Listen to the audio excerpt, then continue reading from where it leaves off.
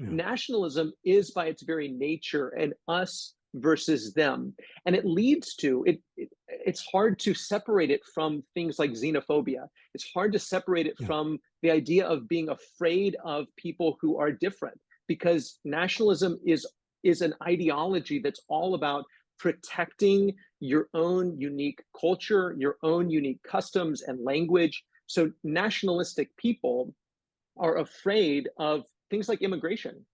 It's very hard to be a nationalist and be pro-immigration, because Mhm. if you have people coming from the outside, and Wolf makes a strong case against much immigration. He would even argue against Christians from other nations immigrating to the Christian nation. And in this case, if we're talking about the United States, he would say that the United States should be an Anglo-Protestant nation, Hmm. and that we should make it an Anglo-Protestant nation. And if you're not an Anglo-Protestant, then you don't have full citizenship, because we don't want your outsider customs and culture and traditions. Even if you're a Christian, we don't want your outsider culture influencing our culture. Yeah. So nationalism it tends to be very afraid of the outsider, and Mhm. even hostile towards people that don't look like me or talk like me or think like me. Something happened in the midst of this culture. What you're describing, your experience is all of a sudden now. And it's an intentional journey. It's to end. And that end is relationship with God. I didn't know.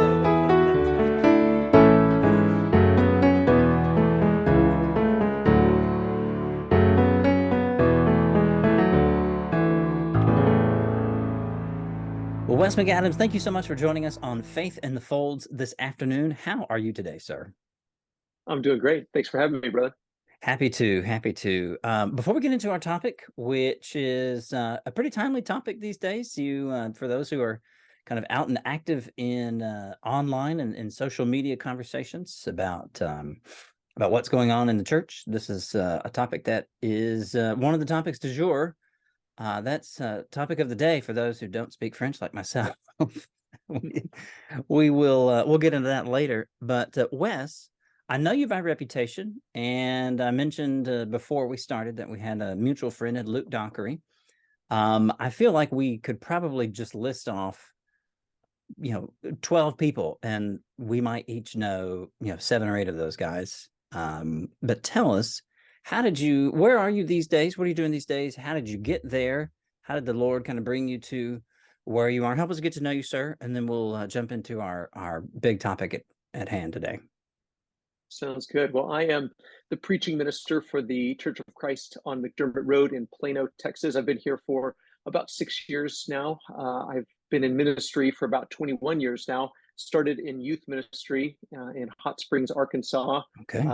It wasn't exactly how I saw everything play out, or the way I designed it, but I'm thankful that the Lord had a plan that was better than mine. But I started out with a summer internship there in Hot Springs, just kind of being their fill-in youth minister for the summer. And then the summer ended and they said, hey, actually, we don't have a youth minister, so would you stick around a little while longer? And so that turned into about a year and a half. And I burned out of youth ministry completely because I had no idea what I was doing. And I said, okay, I'm out. I'm never doing this again. And a few months later, I was back at a different church doing youth ministry there. So it drugged me back in. And finally, I got married, and I said, okay, this time for real, I'm not going to do youth ministry anymore. And I started preaching for about a year and a half. And then I actually went back and did youth ministry at the original church back at Hot Springs again. So it kept dragging me back in. But I've been out of youth ministry for several years now, and been doing preaching ministry in Abilene and here in the Dallas area now, and really enjoying that.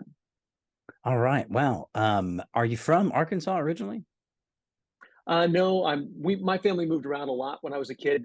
Arkansas was one of the places I grew up, mostly in Northwest Kansas, though. That was where I graduated high school. So. Oh, okay. Gotcha. Very cool. Very cool. I've got family in Kansas City. And but when you mentioned Arkansas, I just assumed that you might have had some roots there. Where did you go to school by chance? I ended up, I did youth ministry so long, and that wasn't the plan because I was right out of high school when I started doing that. And so I ended up getting my degree online through Amherst University. Oh, And so okay. again, that wasn't the plan, but I took a lot of community college classes here and there while I was in different places. But I finally got my Bible degree after about a decade of doing youth ministry and trying to get my education on the side. Finally got it that way. Yeah, wonderful, wonderful. I know some guys who work with Amridge right now. Had one on the podcast a while ago, I think. But well, very cool, Wes. Good to meet you, sir. And I always find it fascinating to hear how people get into ministry. I mentioned before that this was not my plan. I just knew that I was going to teach high school history and social studies, and simply wanted a way to keep up with studying Greek. I minored in Greek in college because I thought it was fun, and I didn't realize that was weird at the time. I didn't know that was not normal for people to want to do. And one of my professors at Harding, who's retired now, is like, "Oh, Kevin, why don't you really look at Harding grad in Memphis?" And then one thing led to another, and here I am. So praise God that he is gracious with us when we have plans that are not his plans, right? No doubt. Yeah, Absolutely. Well, Wes, Twitter is like any social media site, right? There's good and bad that you can find. I like Twitter because it helps me kind of see what is current in ministry or biblical studies with some of the folks that I follow. It is easy, being as far removed from the rest of civilization as it feels like we are down here in Corpus Christi, Texas. Wes, you've been in Texas for a while, so maybe your Texas geography is better than mine or better than some of my listeners. But we are halfway between Houston and Mexico, and that's a pretty long way away. I did not know that. Yeah, that's a pretty long way away. It feels like Dallas is ages away from here. It's only about 6 hours, but I mean, you could travel 6 hours and still be in the middle of Texas, True. as this Texas Tennessean is huge. learning. Yeah. So I say all of that to say Twitter helps me kind of stay focused or be aware of what kinds of things are out there. And one thing that I've seen in the Twitter sphere from others who are not within our fellowship, not within Churches of Christ, and something that I saw recently you mentioned is this notion of Christian nationalism. I saw you tweeting about it maybe a couple of weeks ago, and you were pushing back on the idea of Christian nationalism as something that was either unhealthy or deserving of critique. And so I wanted to ask, what is Christian nationalism? And then from there, we can kind of poke at it a little bit, and maybe ask some other questions about how does this pop up. So what is Christian nationalism, to start us off with? Yeah, it's funny, and it's funny you mentioned Twitter and the way you use Twitter and why you use Twitter. And one of the ways that I've begun to use Twitter, or the way I've tended to use it in the past, has been to just kind of throw ideas out there to see, does that resonate? Does that need more explanation? If I say this, does that make sense to people? So a lot of times it's because I'm working on a sermon or I'm working on a podcast or on a blog post. And so I'll throw something out there. And if it gets a lot of pushback, okay, I need to try to shore that up or polish that up just a little bit. And so it's interesting with different phrases that get thrown out, and Twitter is a great place to experience this, that what one person means by a phrase or by an idea, by a word, is not necessarily what another person means by that. And the phrase Christian nationalism is interesting how it's evolved over the last couple of years. About 2 years ago, especially after January 6th, there was a lot of talk about Christian nationalism, but it tended to be an outsider type of a term that no one was using as a self-identifier. It was a pejorative term that people would use I compare it maybe to something like legalism. Very few people would self-identify as a legalist, but outsiders would look at an ideology and say, well, that's legalism at work, and here are the problems with it. It was a term that was intended to be a critiquing term rather than a term that someone would use to self-identify, for the most part, within the context of a couple of years ago. And then as that phrase continued to be used, the first reaction that I saw from Christians was, that doesn't exist. You're making things up. And they said, well, this is just progressive people, progressive Christians, or the progressive left. This is liberal people that are using this pejorative term, that it doesn't really exist. There's no such thing as Christian nationalism. Stop talking about it. That was the first sort of reaction that I saw. And then over time, there were more people that said, no, I think Christian nationalism is a term that identifies me. I am a Christian nationalist. We saw some politicians that self-identified as Christian nationalists, which of course raised the ire of many people to say, see, we told you. And in here recently, and this is what got me tweeting about it recently, was a book by Stephen Wolfe entitled "The Case for Christian Nationalism." And that is WOLFE, correct? Correct. Yes, okay. Correct. Yeah. Yep. Yeah. And so he wrote this book to explain what he means by Christian nationalism, and why he thinks it's a good thing and something that Christians not only should not disdain or critique, but it's something that Christians should embrace. And I think that most people, even people that are fairly warm to the idea of Christian nationalism as they've heard it, because people say, well, I love my nation and I'm a Christian, so Christian nationalism doesn't sound so bad. And so some people, they understandably say that doesn't sound like such a bad thing. The nation is good, Christianity is good, put them together. It has to be a good thing. Sure. Well, but what people mean by that is not necessarily good. And I think that if most people that I know, if they read Stephen Wolfe's book, I think they would be appalled by what he is suggesting. But he's actually helping this discussion in the fact that he's saying out loud, he's claiming and self-identifying what many people, including myself, have been saying for quite a while. Hey, there's a lot of people that believe and are pushing an ideology that's very dangerous and is really antithetical to the gospel, I believe.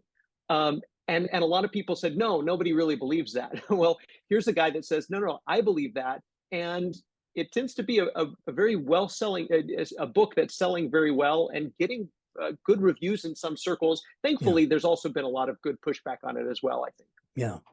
Yeah, that's man, it is fascinating how it started, like you said, as a pejorative, and then is now getting to a point where it's a badge of honor almost, that people are saying, right, well, actually, no, this does describe me. This thing that you're afraid of, well, that's me.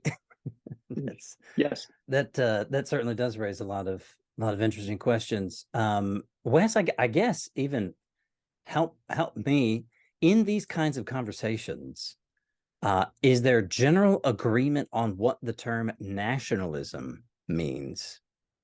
Because I can see how that could be the linchpin. If it's just patriotism, if it's just warm regard for one's homeland, it doesn't sound that scary. But if it's something more sinister or more complex than that, then it could raise some flags. So help us work through that. And I think that if anybody is listening to this, I would encourage them to Google patriotism versus nationalism, or Google nationalism. And sometimes what people will do, and I think this is unfortunate, that they'll search for, maybe they'll look in an actual dictionary. I don't know if people actually have physical dictionaries anymore, but they'll look in the dictionary and they'll look at the definition of something like nationalism. Well, it's going to give several different definitions. And the reason it does that is because the dictionary is just reporting this is the way that this word is used. And so it's giving you the different connotations for that word. Well, what people tend to do is that they're taking the term that they resonate with and then dismissing the other definitions of this word and saying, well, that doesn't exist. Nobody really believes that. And it's like, well, I'm not necessarily critiquing what this person over here believes if they believe something that isn't antithetical to the gospel. but there is a type of nationalism that is patriotism. It is warm regard for your country and for your homeland. But there is another type of nationalism that is dangerous. And I think that the way that a lot of sociologists use the term nationalism, especially as we've looked through, Nazi Germany and different nationalistic types of movements, it has been this idea, and Wolf really promotes this idea. It's very similar in ideology to what you would find in Nazism. And it's the idea that every ethnic group, and he uses the term ethnic group, that is every group that has a unique culture and language and customs and traditions, that every ethnic group, he uses the word nation synonymously. So every nation or ethnic group has the right to self-govern. And so if people belong to a unique, and everybody belongs to a unique ethnic group, then they have the right to draw the boundaries of their ethnicity and say, we are a separate entity, we are a separate group, and we have the right to govern ourselves and do what is in our best interest. And we have the right to exclude from our group, from our nation, anyone who doesn't fit our definition of us. So nationalism is by its very nature an us versus them. And it leads to, it's hard to separate it from things like xenophobia. It's hard to separate it from the idea of being afraid of people who are different, because nationalism is an ideology that's all about protecting your own unique culture, your own unique customs and language. So nationalistic people are afraid of things like immigration. It's very hard to be a nationalist and be pro-immigration, because if you have people coming from the outside, and Wolf makes a strong case against much immigration. He would even argue against Christians from other nations immigrating to the Christian nation. And in this case, if we're talking about the United States, he would say that the United States should be an Anglo-Protestant nation, and that we should make it an Anglo-Protestant nation. And if you're not an Anglo-Protestant, then you don't have full citizenship, because we don't want your outsider customs and culture and traditions. Even if you're a Christian, we don't want your outsider culture influencing our culture. So nationalism it tends to be very afraid of the outsider, and even hostile towards people that don't look like me or talk like me or think like me. Yeah. Whew, gee whiz. Man, a good history lesson would show how terrible those ideas are throughout history. Yeah. The thing that it's a given. I heard a friend in college say this. I can't remember what he said, but it's somebody's law, right? We've got all these different laws, in physics and the natural sciences. And a friend of mine in college told me about some quote unquote law that he heard, where when you're talking about evil, the probability that somebody will mention Nazis is 1. Like, they will always get brought up. Right. Well, once again, they're apropos for this discussion, because the nationalism that was expressed in Germany and Austria was not limited to borders, right? It was a Germano-Austrian kind of nationalism that appears to fall right along the lines of what Wolf is describing. You're right. If you've, I trust that you've accurately described his position, not having read it myself, but that leads one very quickly to all manner of segregation and things like that. That is, it's hard to square with things like we see in the Book of Acts, which is a multicultural community, and fast forward to the Book of Revelation, where people from every tribe, tongue, nation, people are there worshiping together. Nationalism, then, let me ask, for someone who is afraid that they might be a nationalist, if they have a simple warm regard for their homeland. I mean, you can, for those who are not able to watch and just listening, I have on my desk behind me a Tennessee state flag, and then what you can probably see the stripes next to that. Well, that's the American flag. I live in Texas. I don't have a Texas flag yet, and nobody's bought me one. So they haven't gotten to me just yet. But I would not consider myself a nationalist. I think I would. I think I would be okay with saying I'm patriotic, as long as I'm understanding patriotism to be,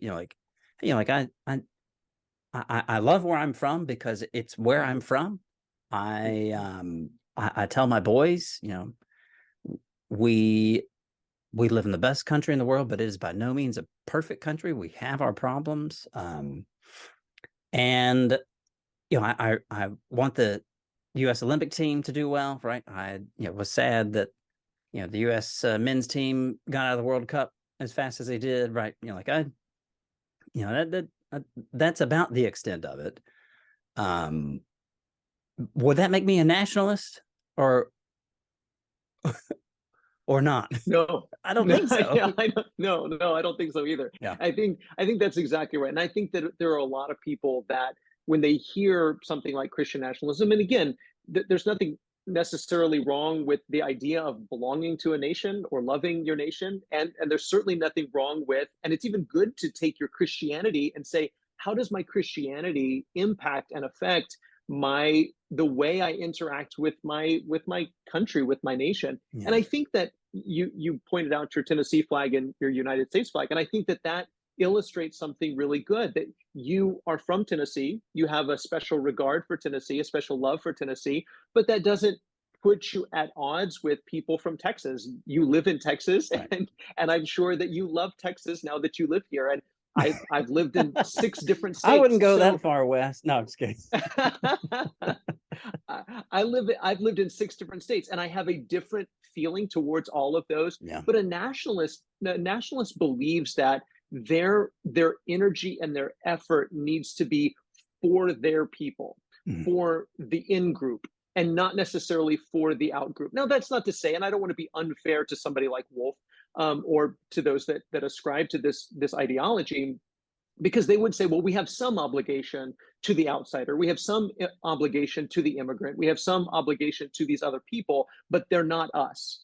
And again, anytime we play that us versus them game, it's very dangerous. It's very hard to say, well, I'm a Tennessean or I'm a Texan, and I have an obligation to my people from my state, and I don't have the same kind of an obligation to those people. Jesus had a parable that even non-Christians are familiar with, of the Good Samaritan, and the whole parable was told in response to the question, who's my neighbor?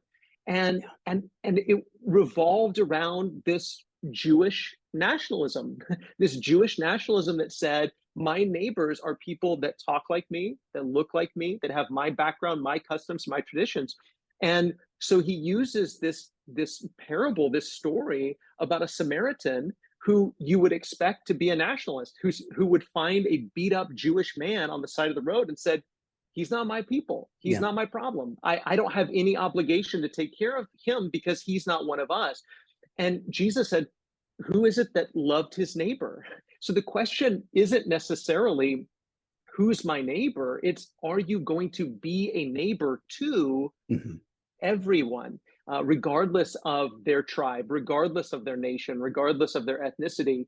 And this ideology of nationalism, it really crosses a line into something that is fearful, that puts us in a posture of defensiveness rather than a posture of love. I have no problem saying, hey, I love the United States of America, but I also love people that have immigrated here from other places, and I love people that live in other places. And if I go somewhere else, if I was a missionary, and that's kind of how I tend to think about myself, as I'm a missionary who happens to live in the United States.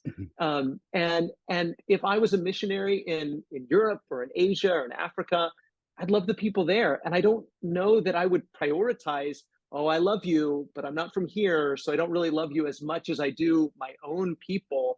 Because, man, if you're my neighbor, or if you're my brother or my sister in Christ, I love you, and I'm supposed to love you like I love myself. And nationalism really is at odds with all of that. Yeah, yeah. If someone is covered with the blood of Christ, filled with the Holy Spirit, then regardless of the other outward appearances, they have become my people. I mean that is, that's pretty clear throughout the New Testament. Why are some folks attracted to something like Christian nationalism? You mentioned fear earlier. Does it help assuage some of that fear? What do you think? Yeah, I think, and it's such a good question. And I think there's a lot of good people, a lot of good Christians who are drawn to this because we tend to frame things in a false dichotomy, in a false binary, where it's either this or it's that. And Wolf seems to do the same kind of thing. It's either Christian nationalism or it's secularism. But wait a second, does it have to be one of those two things? Do I have to either be in favor of liberal progressive secularism or in favor of Christian nationalism, or is there another option here? Right. Because Yeah. I'll take option 3. And I think there's a lot of Christians that are, and I understand, fed up with progressivism, and especially as it pertains to sexual ethics, and there's so much of that that is untenable. And I think people can see that. They can see that you can't sustain this. You can't sustain a culture. You can't sustain a country or a nation where we can't even agree on the definition of words, where we're really, last I saw, there was something like 30 something genders that people have identified or want to claim. Yeah. It's very difficult. How do we do this? How do we agree on a shared language, or how to cooperate with one another if we don't even know how to talk to each other about simple things like biology or gender or sex? And there's so many of these kinds of things that just, when we look to the future, it's like, where's all this headed, and what does this spell for the future of the place where we live and the place that we love? And so a lot of people say, well, we have to infuse Christian ideals and Christian principles into our government or into our culture or our society, or else things are going to fall apart. And I understand that, and I don't necessarily disagree with that. But I think the way the New Testament lays that out is that we infuse that by us living it out first, by us living as Christians, living out the Sermon on the Mount, and sharing the good news about Jesus, not trying to wield power and control and force everybody to live like Christians, even if they're just living like Christians nominally or outwardly. That's what Wolf proposes. He proposes that Christians violently take over the country for the country's own good, and then we would wield the power, and we just make everybody at least act like a Christian. We can't control what you think or what you feel or what you believe, but we can make you act like a Christian. And so we're going to make you act like a Christian because that's what's in your own best interest and the best interests of the country. And I understand, again, the attraction to want to make everybody live out Christian principles, but that's not Christianity. Christianity isn't lived out by force. Christianity is adopted by faith that Jesus really is the Messiah. So these ideas, while I understand the attraction, they're really antithetical to one another. Yeah. So it seems like the fear that that many, I think, quite naturally could feel. I'm a parent, and you are too. And when I was growing up, both of my folks were public school teachers, and so my brothers and I attended public schools. I K through 12 public schools. I knew that I had friends who were into things that I, as a Christian, shouldn't be involved in. Yeah, I knew that. I never once felt, though, that my teachers might actively try to, actively and openly and even aggressively try to undermine my faith, my religious practice and belief. I had one teacher in high school. He was a physics teacher, and one thing I remember him saying that I at the time remember thinking, this might be a shot to religious belief, but it was veiled enough or innocent enough to where, it could it could necessarily not be that. But he was talking about the nature of theories and how theories do have underlying evidence and things like that, right? It's not just a shot in the dark, right? It's not the difference between theory and a hypothesis. And he talked about theory of gravity and how we can know X, Y, and Z about gravity, and said, so next time somebody tells you that, well, evolution is just a theory, you shoot back at them, so is gravity. And I remember hearing that in the moment and thinking, okay, all right, so like here's the one obvious poke at young Earth creationism. Okay. And in 4 years, that's the only thing I remember. Fast forward to today, where I have my 6-year-old in first grade at a local public elementary school, and I feel pretty confident that his teachers are not going to try to teach him about sex in first grade.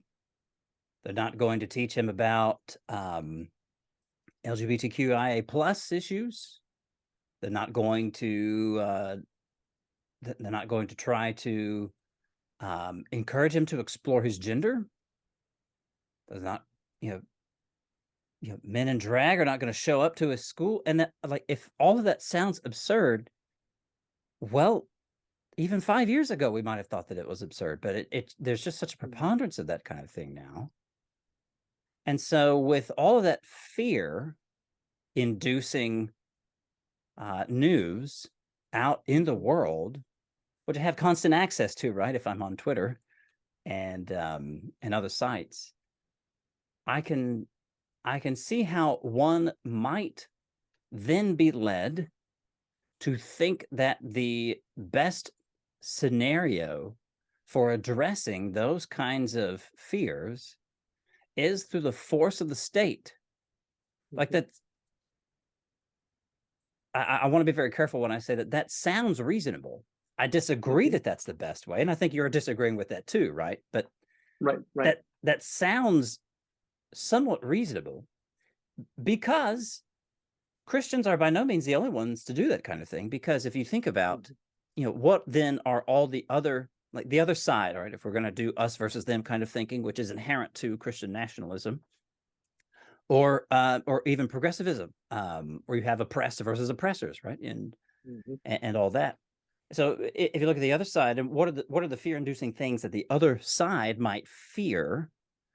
Well, it's racism, it's white supremacy, it's patriarchy, it's all these other things. Well, the force of the state becomes necessary to safeguard against those kinds of things, and that at least seems like where we are right now with these kinds of conversations. Wes, have I accurately described that? Is there anything else you want to throw in there and kind of riff on something that I've mentioned? No, I think that's exactly right, and I think that is human nature, and I think that's why even patriotism, and I want to be very careful about even things like patriotism, because there are all kinds of idolatries that the Old Testament, that Israel struggled with, but one of those idolatries, I think, takes on its modern form in that sort of loyalty and allegiance that deifies the nation. We saw that kind of a thing that God admonished Israel for, because some of the time that they were participating in whoredom, when they were unfaithful to God, they were adulterers to God, and their covenant relationship to God was because they were putting their trust and their loyalty in other nations. It wasn't just that they were bowing down to their statues. It was that they put their trust in the power of Assyria, or in the power of Egypt, or in the power of Babylon. And they said, these powers will protect us. They will protect our way of life. They'll protect our nationality. So we need to give our trust and our allegiance to them. And God called that idolatry and adultery. He called that Israel participating in whoredom, because they were trusting these powers and militaries to protect and provide for them. I always like to put it in a way that we can sort of picture in our head. If my wife said to me, honey, I love you and I want you to be my husband, but I also need to, really get to know our next door neighbor because I want him to protect me and provide for me and take care of me. That's unfaithful. No husband in the world would be okay with that situation. And God wasn't okay with that situation. How much more so when we say, listen, God, we trust you for our eternal salvation. We trust that you're going to raise us from the dead and that we're going to live forever through the sacrifice of Jesus. But we're pretty sure that we won't be able to continue to live as Christians if we don't have this big, powerful army or this big, powerful nation or this big, powerful government on our side. And so we need to do everything we can to have that power to protect us.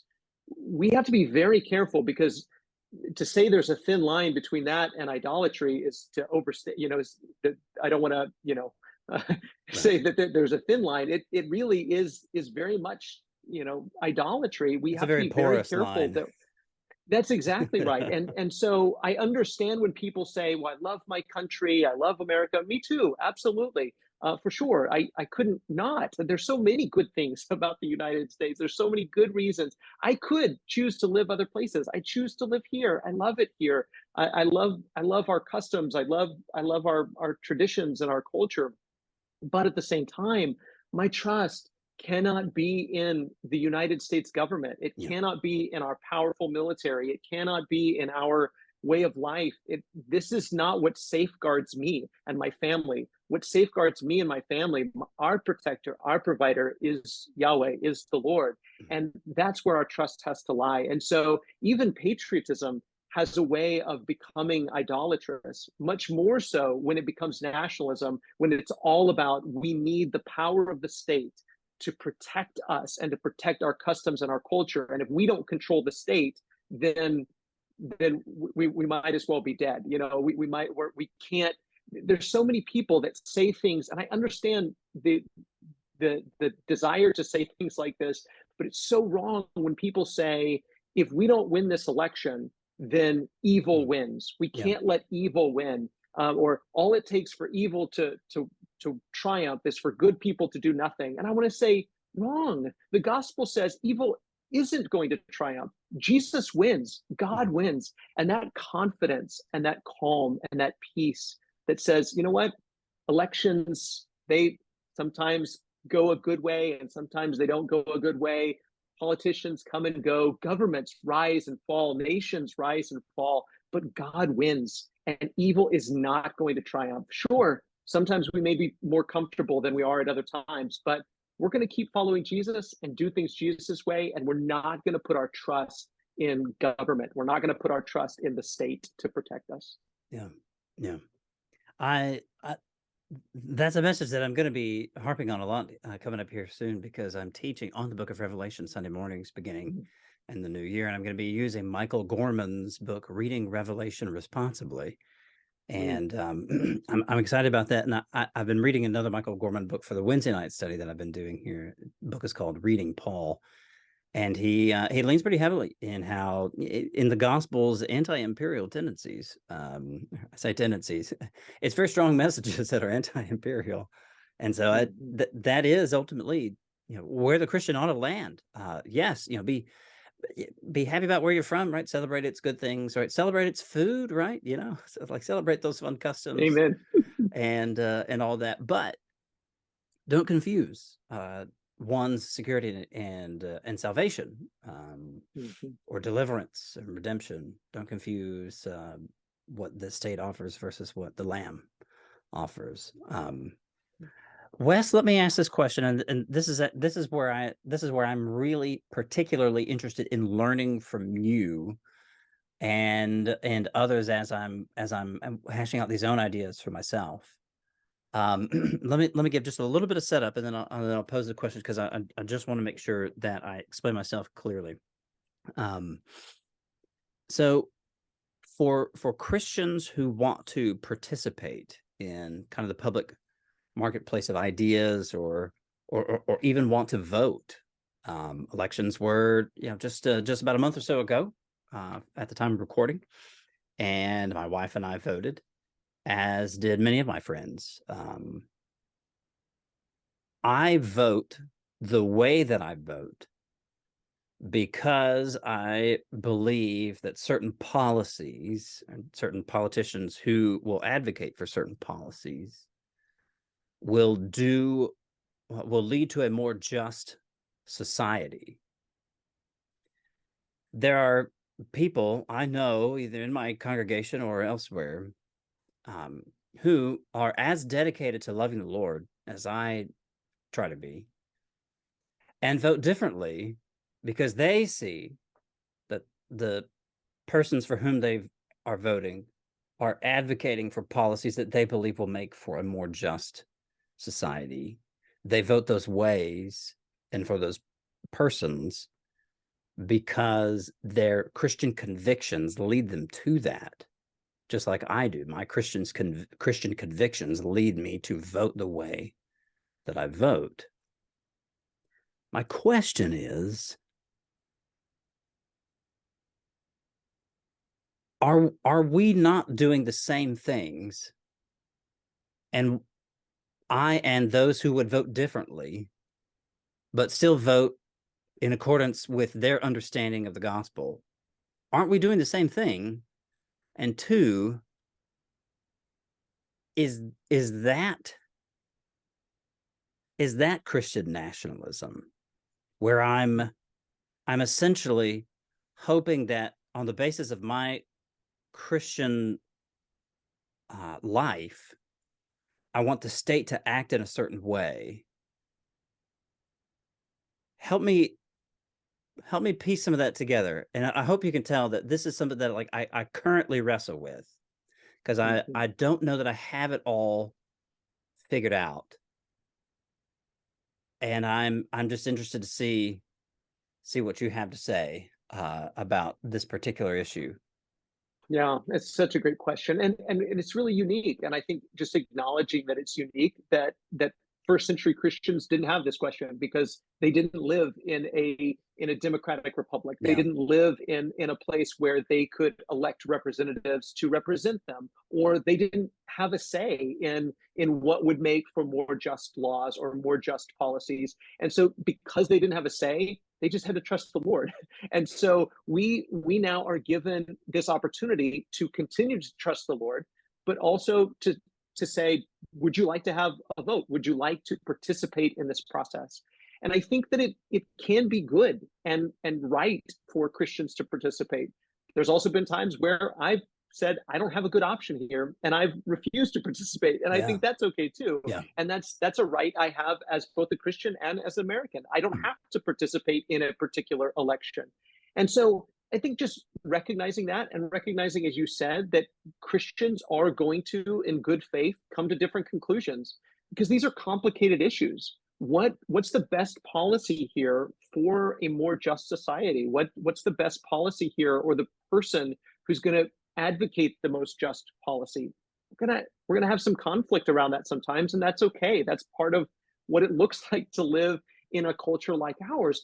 I think where it would become Christian nationalism, Christian nationalists would say, well, if you don't vote like me, then you're not really a Christian.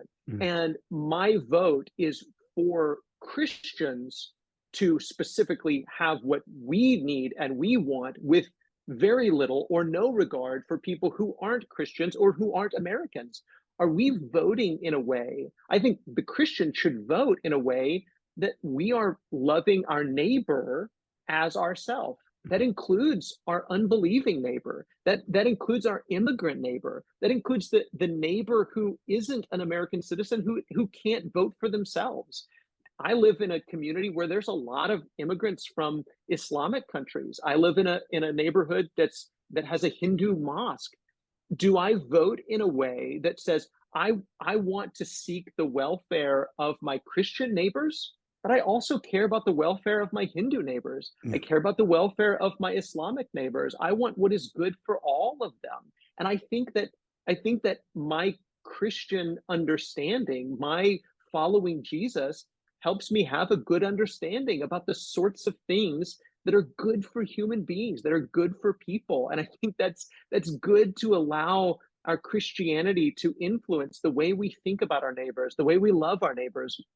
That's not Christian nationalism. Christian nationalism would say that if you are an immigrant from a Hindu country, or you're an immigrant from an Islamic country, then we shouldn't even allow you to vote, because we don't want you influencing our country. Or if you are an atheist, we don't want you to vote because we don't want you to influence our country. Yeah. And that, I think, goes far in a different direction. I think for me, one of the big things, and I mentioned this earlier, that I like to think of myself as a missionary in this country. Mm-hmm. And I like to say, how would I conduct myself if I was a Christian missionary? I have two sisters that were Christian missionaries in other countries, one in South Africa, one in Scotland. And if they had been allowed to participate in the political process in those places, how would they do so? And would they do so? Would they feel an obligation to do so? If they said, hey, we know you're not a citizen here, but we're going to allow you to participate in this process. I'm afraid my AirPods are going to go out on me. But we're going to allow you to participate in this process. How would they participate? And that's kind of how I try to think of myself, because Peter says we're exiles, we're sojourners here, and that's how we should think about our American citizenship and our participation in the process. Yeah. Wes, that's very helpful. I appreciate the differentiation there. It does seem then, to kind of help us head towards wrapping up and some concluding thoughts here. Nationalism then would have inherent to it a kind of ethnocentrism to it that could very easily be absent in sort of a generic patriotism like we had described earlier. And so for the Christian who loves where they are from, loves their country, recognizes its faults, still wants what is good in the sense of what is God honoring and truly good, right? They needn't necessarily be afraid that they're on the slippery slope to Christian nationalism. But of course, we always need to check ourselves and have a healthy degree of suspicion about where our hearts lead us with things. I think it is also tempting for some, perhaps maybe tempting for more people, not necessarily to fall into the trap of Christian nationalism, because again, if I'm understanding nationalism in the way that Stephen Wolfe portrays it, then there's that element of ethnocentrism there. But I think, and perhaps you can comment on this to some degree as well, there does seem to be a greater drive towards what I have been calling something like a Christian stateism, where disregarding the ethnic component of Christian nationalism, you still have the state being the driving force for implementing those things that I think are the prerogative of the church to be doing. Does that make sense? And as I've described it, would you poke back on that? Would you affirm? What do you think? Yeah, no, I think that's exactly right. And we've seen this. It's not that Christian nationalism hasn't been tried. It's been tried all across Europe. I mean, every single European nation that I'm aware of has had moments of, or is still technically a quote unquote Christian nation where they have a state church. And I mean, we see this in Russia. We see the Russian Orthodox Church, giving its weight to the war against Ukraine. And so we see this all across Europe. When the pilgrims left Europe to come to the United States, they weren't fleeing progressive secularism or atheism. They were fleeing that brand of Christian nationalism because the state was telling them what is heresy and what's not. And ethnicity aside, Wolfe would say that he advocates for a what he calls a Christian prince. And this Christian prince, much like Constantine, would gather pastors to himself to tell him their opinions on different theological points, and then he would decide what is the Christian doctrine for the nation. That's exactly the kind of problems we get into. If we want a nation that is going to enforce by their power Christian thought and principles, my next question would be, well, whose definition of Christian thought and principles? Are we talking about Catholicism? Are we talking about Protestantism? Are we talking about my views on what the Bible teaches, on what Jesus says, or what? And so every time we get into an area like this, then not only do Christian states, and that's what we're talking about, people wanting to create a Christian government that has the power of the sword, that every time that happens, not only do they end up killing non-Christians, they end up killing Christians that they disagree with and say, well, you're not really a Christian, you're a heretic. And so there's been so many genuine followers of Jesus who have been killed by quote unquote Christianized states, Christianized governments, because these governments have assumed the power to decide who is and who isn't a Christian, and those who aren't, we're going to exile or we're going to execute. Yeah. And that is the danger of Christian nationalism. That is the danger of what I feel is Christian statism, where it is the efforts of well-meaning Christians, well-meaning Christians who would use the power of the state to take for itself prerogatives that Christ has granted to the church. Wes, this has been an enlightening conversation. I really appreciate your time today. Any final takeaways you want to leave us with? Any final home runs that you've got stored away to wrap us up this afternoon?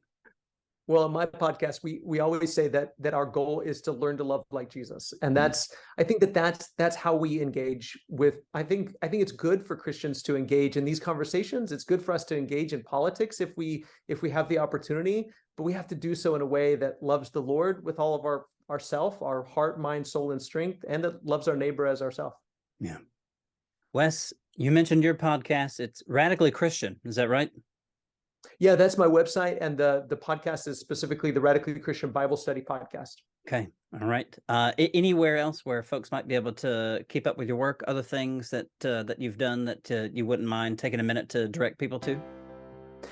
Yeah, you can find my website, radicallychristian.com, and everything is linked to there. My social media, and if you want to push back on my Twitter feed, join the crowd. So that's get in line. Yeah, that's right. Yeah. Great. Well, Wes, thank you, sir. I've really enjoyed our time today. Take care.